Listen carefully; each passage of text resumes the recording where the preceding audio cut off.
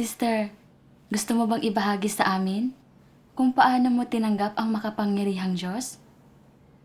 Sige, nangyari yon isang araw ng Hunyo 2018 nang pumunta ako at ang dalawa pang sister sa bahay ni Sister Lee para magbasa ng Biblia.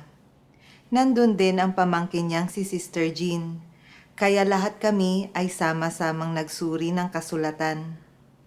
Binanggit ni Sister Jean ang mga propesiyang ito tungkol sa pagbabalik ng Panginoon. Sapagkat ang Ama'y hindi humahatol sa kanino mang tao, kundi ipinagkaloob niya sa anak ang buong paghatol. Sapagkat dumating na ang panahon ng pasimula ng paghuhukom sa bahay ng Diyos. Sinabi niyang gagawin ng Panginoon ang gawain ng paghatol sa kanyang pagbabalik. Ihihiwalay niya ang mga trigo mula sa pansirang damo, ang mga tupa mula sa mga kambing, at ang mabubuti mula sa masasamang lingkod sa pamamagitan ng kanyang gawain ng paghatol. Talagang bago at nakapagbibigay ng kaliwanagan ang pagbabahagi ni Sister Jean. Nakakaaliw ito at marami akong natamo. Nang patapos na kami, sinabi sa amin ni Sister Jean, nagbalik na ang Panginoong Hesus. Siya ang makapangyarihang Diyos, Kristo ng mga huling araw.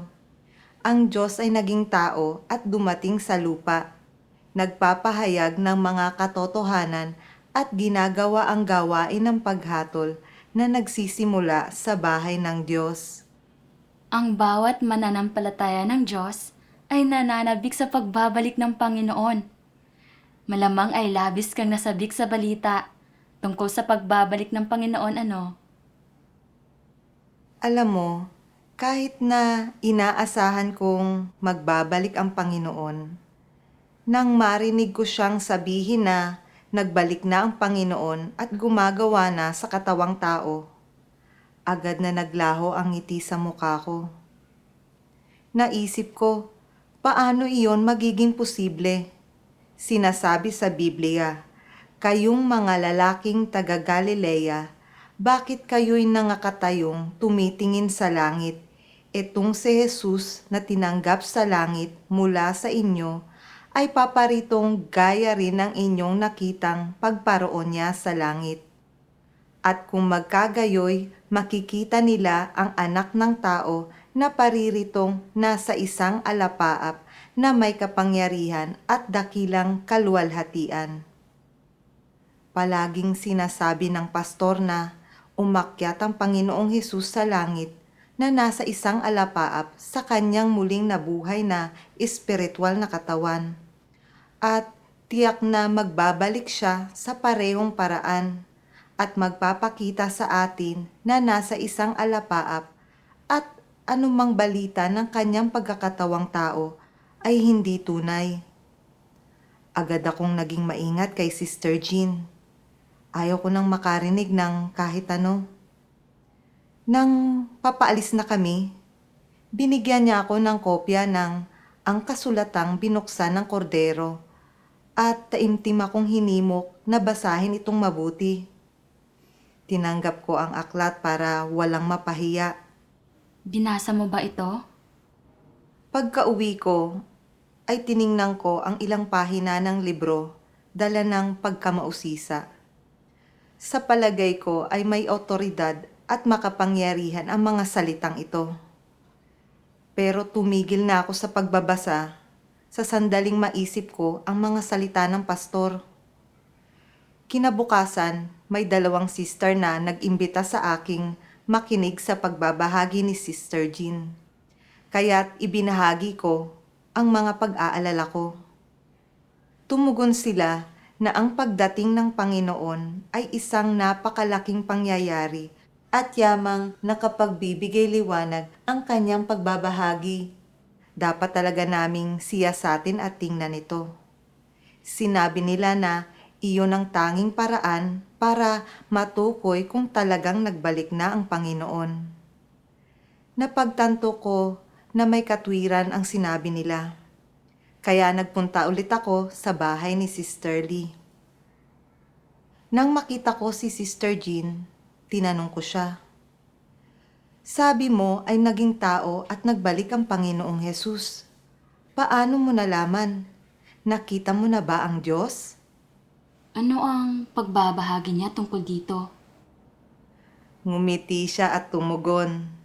Sabi ng Panginoong Hesus, "Dinirinig ng aking mga tupa ang aking tinig, at sila'y aking nakikilala, at sila'y nagsisisunod sa akin. Narito, ako'y nakatayo sa pintuan at tumutuktok. Kung ang sinuman ay duminig ng aking tinig at magbukas ng pinto, ako'y papasok sa kanya at hahapong kasalo niya, at siya'y kasalo ko."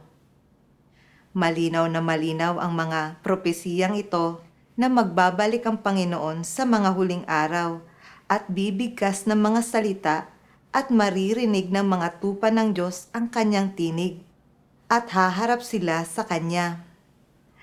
Para salubungin ang Panginoon, hindi maaaring magbatay lang tayo sa kung anong nakikita natin, kundi kailangan nating pakinggan ang tinig ng Diyos para makilala at masalubong ang Panginoon. Ang pakikinig sa tinig ng Diyos ay pagsaksi sa kanyang pagpapakita. Ano ang naisip mo matapos itong marinig? Pakiramdam ko ay may bagong kaliwanagan sa pagbabahagi niya. Gumamit din si Sister Jean ng ilang halimbawa sa kanyang pagbabahagi. Maaari mo bang ibahagi ang mga halimbawang ito? Sabi ni Sister Jean, nang marinig ni Job na magsalita ang Diyos na si Jehovah mula sa ipo-ipo, sinabi niya, "Narinig kita sa pakikinig ng pakinig, ngunit ngayon nakikita ka ng aking mata." Sinabi ni Job na siya ay nakita na niya, pero nakita ba niya ang Diyos na si Jehovah gamit ang kanyang mga mata? Narinig lang niya ang tinig ni Jehovah mula sa ipo-ipo at nalaman na niya sa kanyang puso na ito ang Diyos. Para na rin niyang nakita ang Diyos.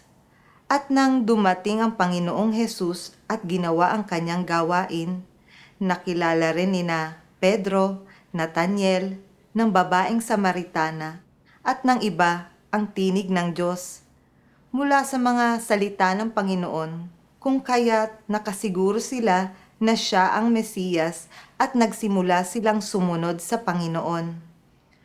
Kung hindi tayo makikinig sa tinig ng Diyos, kahit na nakikita natin siya, kung magkaharap tayo, hindi natin siya makikilala.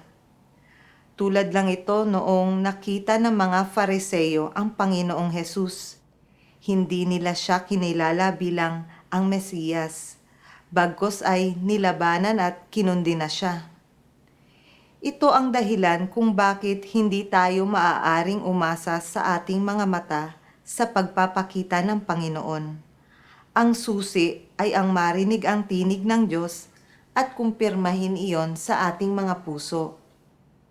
Tinatanggap natin ang gawain ng Diyos na mga huling araw sa pamamagitan ng pagbabasa sa mga salita ng makapangyarihang Diyos at nakikita na ang mga iyon ang katotohanan, ang mga iyon ang tinig ng Diyos.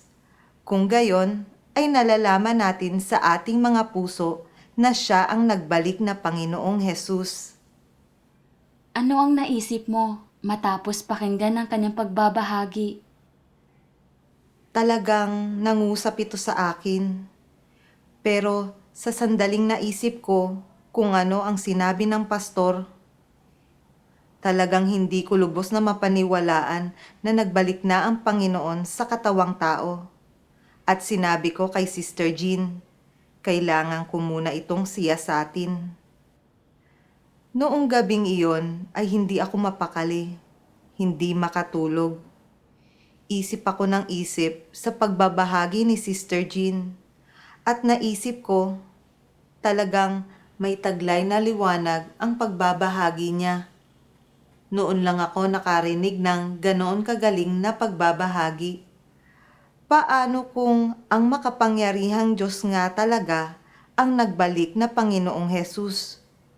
Kung tumanggi akong siyasatin ito, hindi ba't mapapalagpas ko ang pagdating ng Panginoon?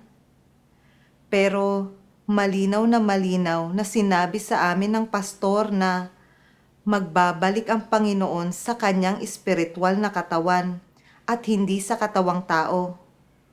Kapag maling landas ang tinahak ko, maaari kong maipahamak ang iba. Sa puntong iyon ay lumuhod ako at nanalangin sa Panginoon. O Panginoong Hesus, litong-lito talaga ako ngayon. Wala akong ideya kung ang makapangyarihang Diyos talaga ang iyong pagbabalik. Pakiusap, bigyan mo ako ng kaliwanagan at bigyan mo ako ng kakayahang kumilala upang hindi ako malayo sa iyong daan. Kung ganoon ay, paano ka nagdesisyong siyasatin ang gawain ng makapangyarihang Diyos? Kinabukasan ay nakasalubong ko si Brother Wang na ilang taon nang mananampalataya at bihasa sa Biblia. Dedikado siya sa paghahanap. Sinabi ko sa kanya ang tungkol sa pagbabalik ng Panginoon. Nang marinig ito, sinabi ni Brother Wang, ito ang kritikal na panahon ng pagdating ng Panginoon. Kapag narinig nating ipinalalaganap ng isang tao ang balita na nagbalik na siya, dapat natin itong siyasatin ng may bukas na isipan. Hindi tayo pwedeng magpasya ng basta-basta. Sinabi ng Panginoong Hesus, mapapalad ang mga mapagkumbabang loob sapagkat kanila ang kaharian ng langit. Sinasabi sa Roma Kapitulo 10, versikulo 17. Kaya nga ang paniniwalay nanggagaling sa pakikinig, at ang pakikinig ay sa pamamagitan ng salita ni Kristo. Malalaman lang natin kung ang makapangyarihang Diyos ang nagbalik na Panginoon sa pamamagitan ng paghahanap at pagsisiyasat.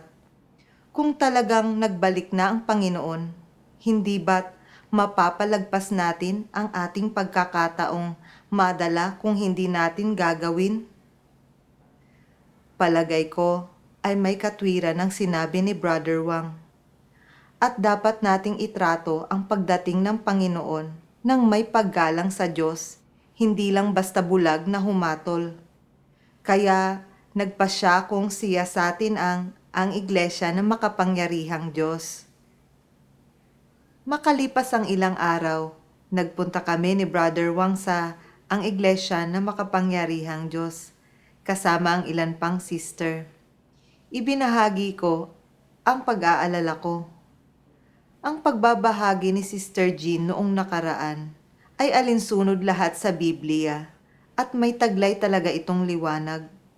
Pero hindi ko lang matanggap ang patotoo mo na nagbalik na ang Panginoon sa katawang tao dahil sinasabi sa Biblia, at kung magkagayoy makikita nila ang anak ng tao na pariritong nasa isang alapaap na may kapangyarihan at dakilang kaluwalhatian. Sa pagbabalik ng Panginoon, dapat siyang magpakita sa atin ng may dakilang kaluwalhatian sa kanyang espiritual na katawan. Paanong nagbalik siya sa katawang tao? Noon pa man ay, palaisipan na ang tanong na iyan para sa karamihan ng mga mananampalataya ng Panginoon. Paano nila nalutas ang kalituhang ito? Ibinahagi ito ni Brother Liu. Tungkol naman sa kung paano nagpapakita ang Panginoon sa mga huling araw, maliban sa mga propesiya sa Biblia tungkol sa hayagan niyang pagdating sa isang alapaap, marami ring propesiya tungkol sa pagbabalik niya sa katawang tao bilang anak ng tao. Gulat na gulat akong marinig ito. May mga propesiya tungkol sa pagbabalik ng Panginoon sa katawang tao? Paanong hindi ko iyon napansin? Tapos ay sinabi ng brother, halimbawa, kayo rin naman ay mangagsihanda sapagkat sa oras na hindi ninyo iniisip, ang anak ng tao ay darating.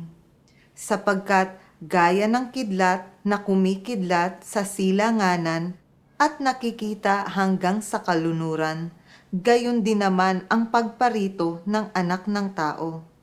Sapagkat gaya ng kidlat na pagkislap buhat sa isang panig ng silong ng langit, ay nagliliwanag hanggang sa kabilang panig ng silong ng langit. Gayon din naman ang anak ng tao sa kanyang kaarawan.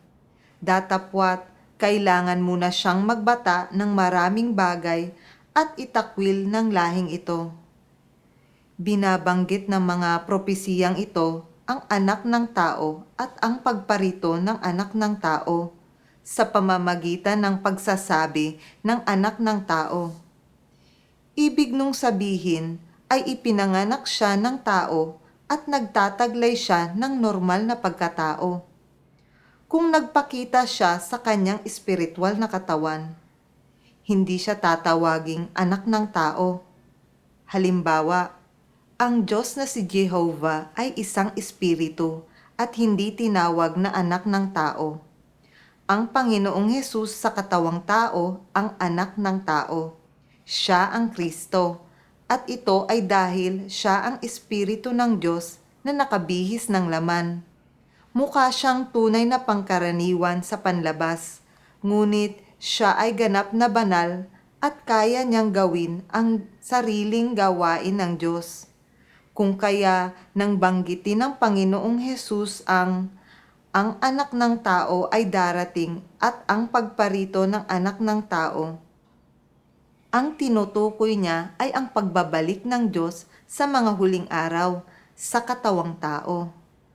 Ang partikular na talatang ito, datapwat kailangan muna siyang magbata ng maraming bagay at itakwil ng lahing ito, ay isang propesiya sa kung anong mangyayari kapag nagbalik ang Panginoong Hesus.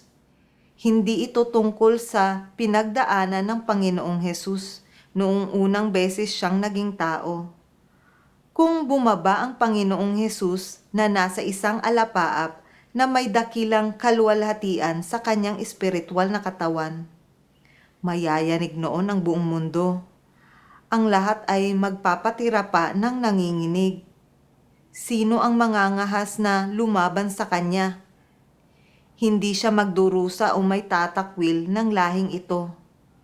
Mangyayari lang iyon kapag nagpakita at gumawa ang Diyos sa katawang tao bilang anak ng tao. Kapag mukha siyang lubos na pangkaraniwan, na hindi alam ng mga tao na siya ang Diyos at itinuring nila siya na parang isang pangkaraniwang tao, siya ay nilalabanan at kinukundina nila batay sa kanilang mga kuro-kuro at tinutupad nun ang sinasabi ng Biblia. Datapwat kailangan muna siyang magbata ng maraming bagay at itakwil ng lahing ito.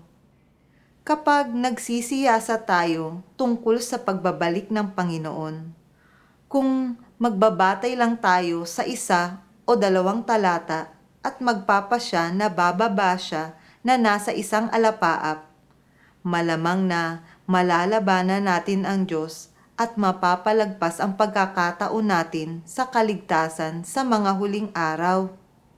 Mukhang malinaw na malinaw ang pagbabahagi niya. Oo, nakumbinsi ako ng pagbabahagi niya. Talaga ngang ipinropesiya ng mga talatang iyon na magbabalik ang Panginoon bilang anak ng tao sa katawang tao. Napakaraming beses ko nang nabasa ang Biblia. Bakit hindi ko iyon nakita? Bahagya kong binawasan ng pag-iingat ko. Pero pagkatapos ay naisip ko, kung dumarating ang Panginoon sa katawang tao, kung ganon ay paano matutupad ang propesiya na darating siya na nasa alapaap at makikita siya ng lahat? Totoo iyon. Magkasalungat ang mga iyon.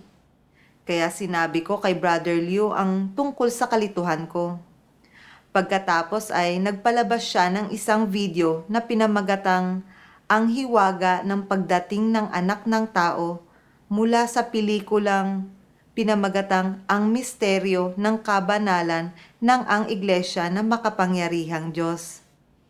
Tapos ay naunawaan ko na dumarating ang Panginoon sa dalawang paraan sa mga huling araw. Ang isa ay hayagan na nasa isang alapaap at ang isa ay palihim. Hindi talaga iyon magkasalungat.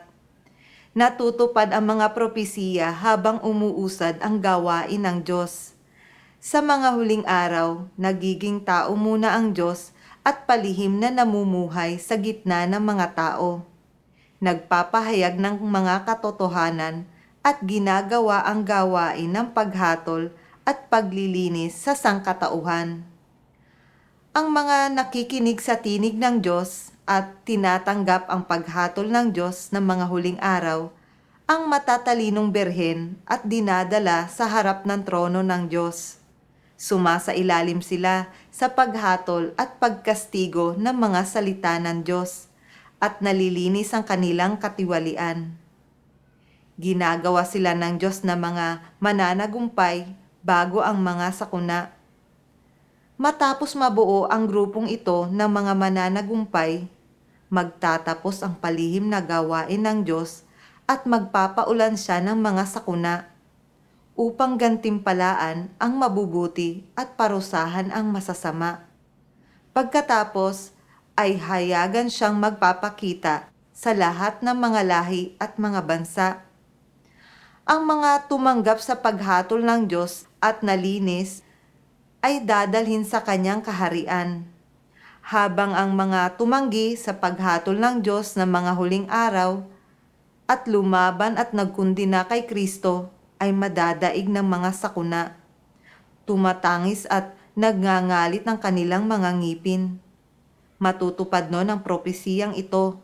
Narito, siya'y pumaparitong nasa sa mga alapaap at makikita siya ng bawat mata at nang nangagsiulos sa kanya. At ang lahat ng mga angkan sa lupa ay magsisitaghoy dahil sa kanya. May isang sipi ng mga salita ng makapangyarihang Diyos sa pelikula na talagang umantig sa akin. Sabi ng makapangyarihang Diyos, maraming taong walang pakialam sa sinasabi ko. Ngunit nais ko pa ring sabihin sa bawat tinatawag na banal na sumusunod kay Jesus na kapag nakita ng sarili ninyong mga mata si Jesus na bumababa mula sa langit, sakay ng puting ulap, ito ang magiging pagpapakita sa publiko ng araw ng katuwiran. Marahil ay magiging panahon iyon ng matinding katuwaan sa iyo. Subalit, dapat mong malaman na ang sandali na nasasaksihan mong bumababa si Jesus mula sa langit ay ang sandali rin ng pagbaba mo sa impyerno para maparusahan. Iyon ang magiging panahon ng pagwawakas ng plano ng pamamahala ng Diyos at gagantimpalaan ng Diyos ang mabubuti at parurusahan ang masasama. Sapagkat magwawakas na ang paghatol ng Diyos bago pa makakita ng mga tanda ang tao.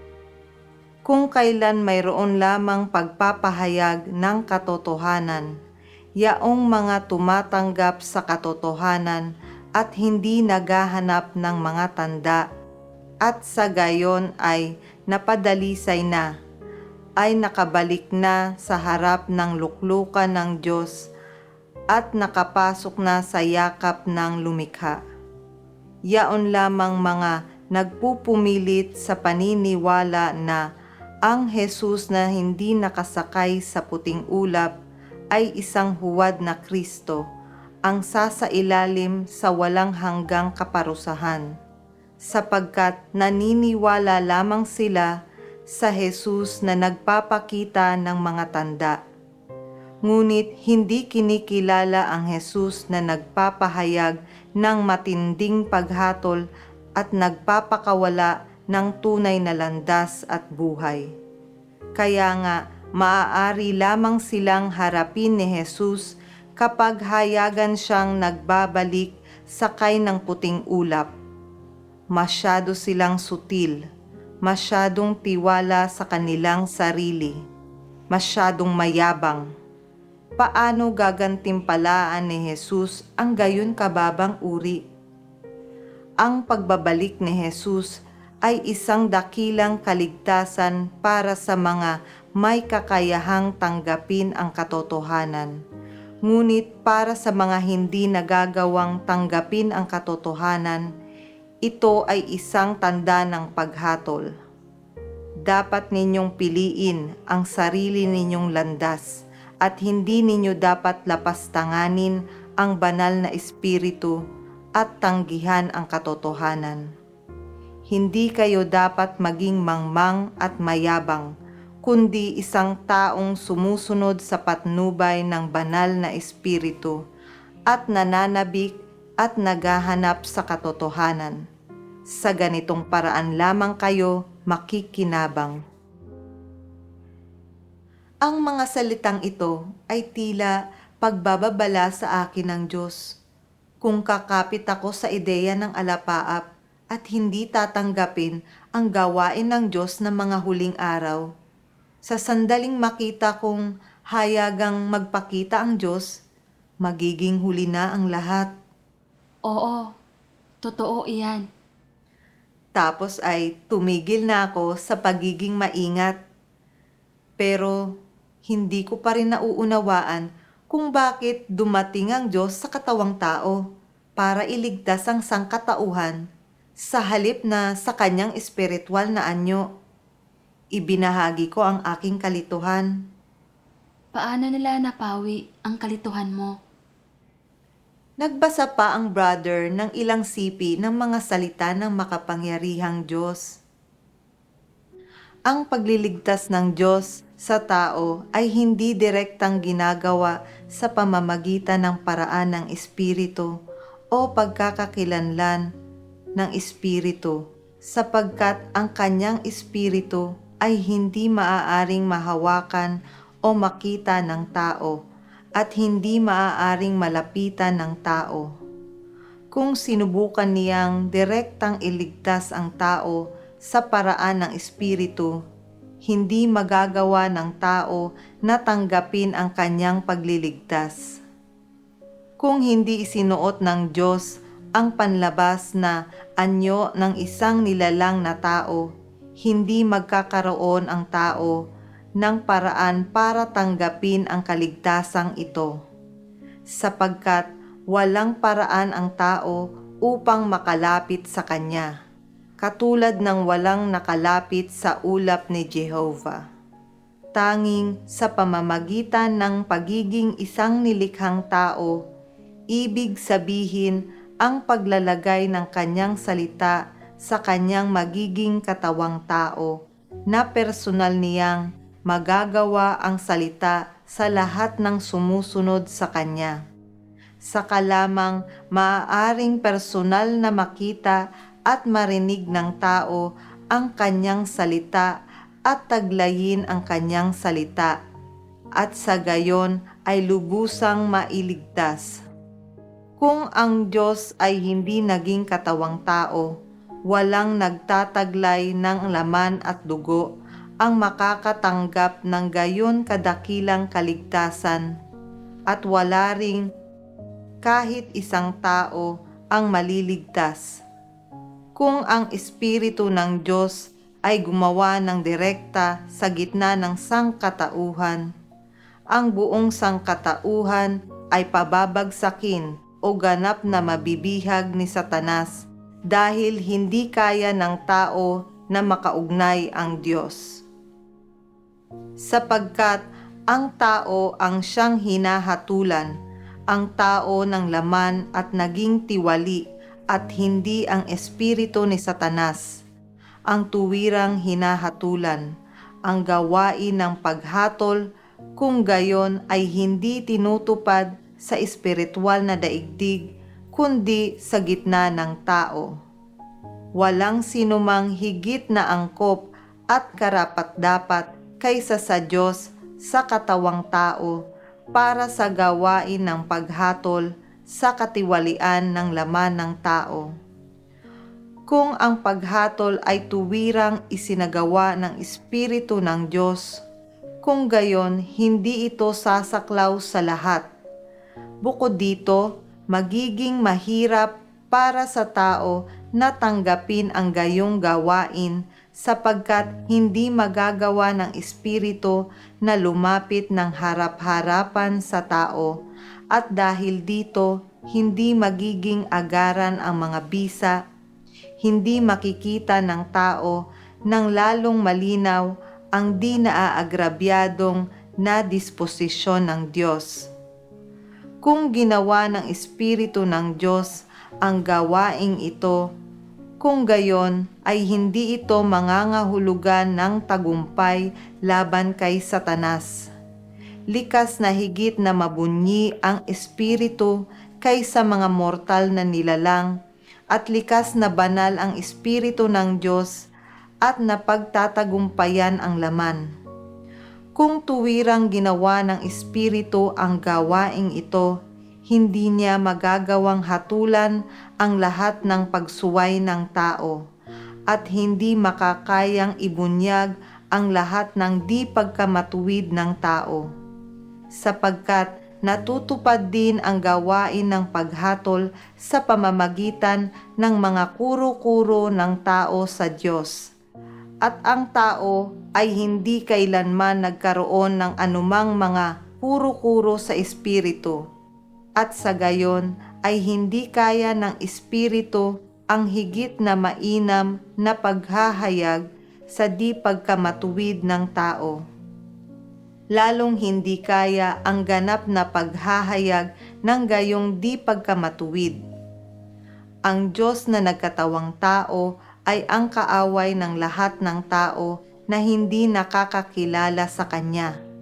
Sa pamamagitan ng paghatol sa mga kuro-kuro ng tao at pagsalungat sa Kanya, isinisiwalat niya ang lahat ng pagsuway ng sangkatauhan. Higit na malinaw ang mga bisa ng Kanyang gawain sa katawang tao kaysa sa mga gawain ng Espiritu. At kaya hindi tuwirang natutupad ng Espiritu ang paghatol ng lahat ng sangkatauhan bagkos ay ginagawa ng Diyos na nagkatawang tao. Pagkatapos ay sinabi niya, gumagawa man ang Diyos sa Espiritu o sa katawang tao, palagi itong makabuluhan. Nakabatay ito sa kung ano ang kailangan ng Diyos para sa Kanyang gawain at kung gaano katiwali ang mga tao. Pinipili ng Diyos kung aling pamamaraan ang lubusang magiging kapakipakinabang para sa Kanyang gawain at sa tiwaling sangkatauhan.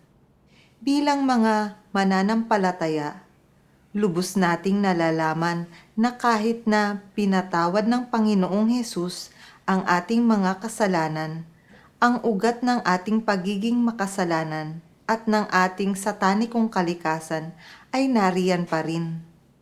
Madalas tayong naghahayag ng mga satanikong disposisyon tulad ng pagmamataas, pagiging mapanlinlang, kasamaan, at pagkasuklam sa katotohanan.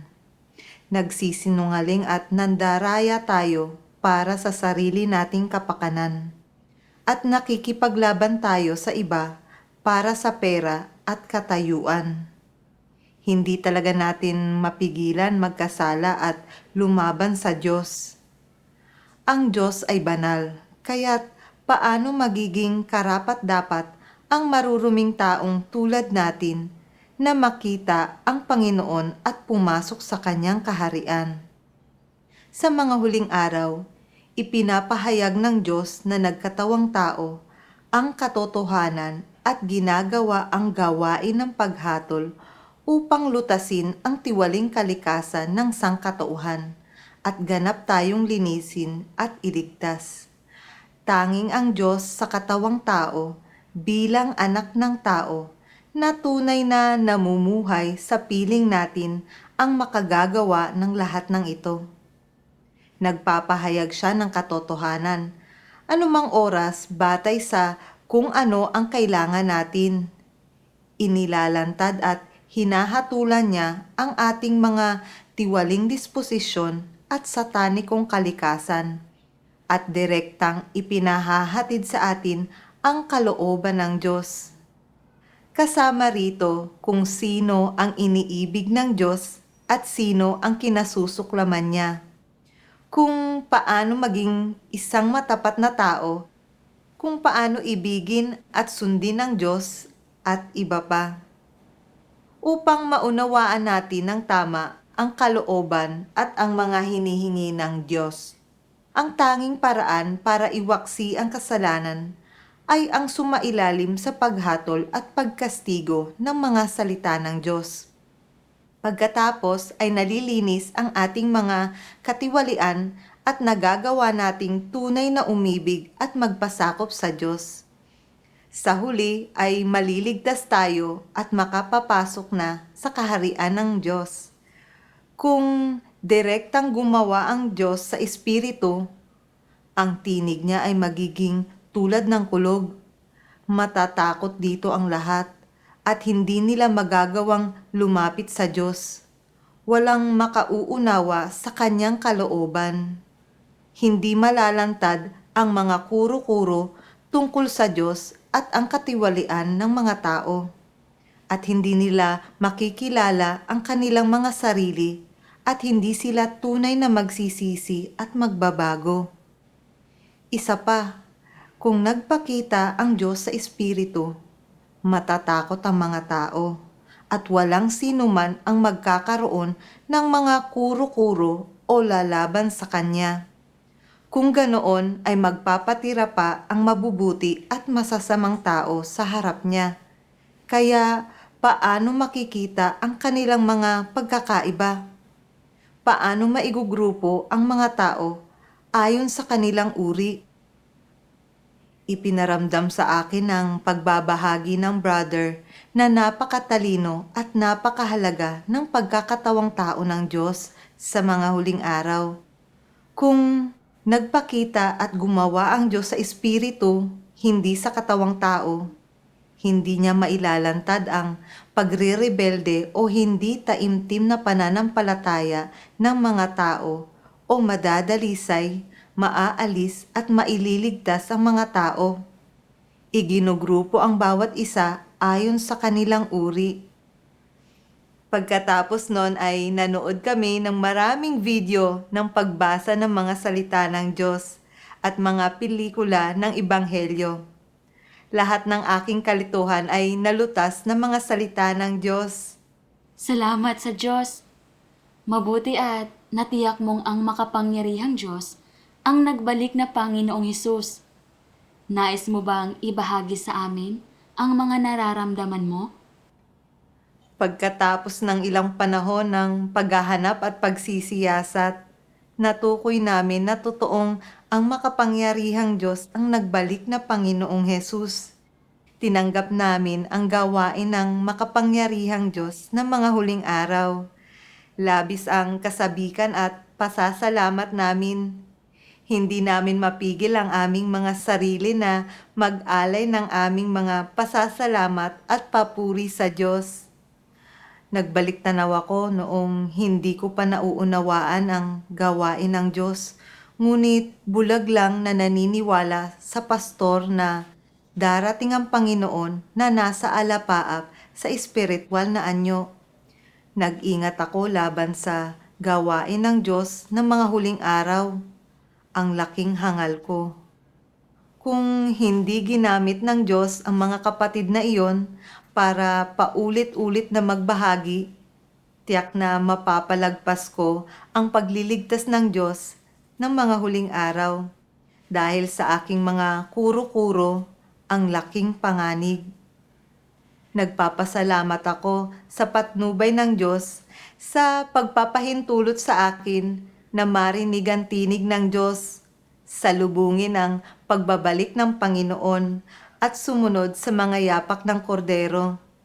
Salamat sa Diyos. Salamat sa Diyos.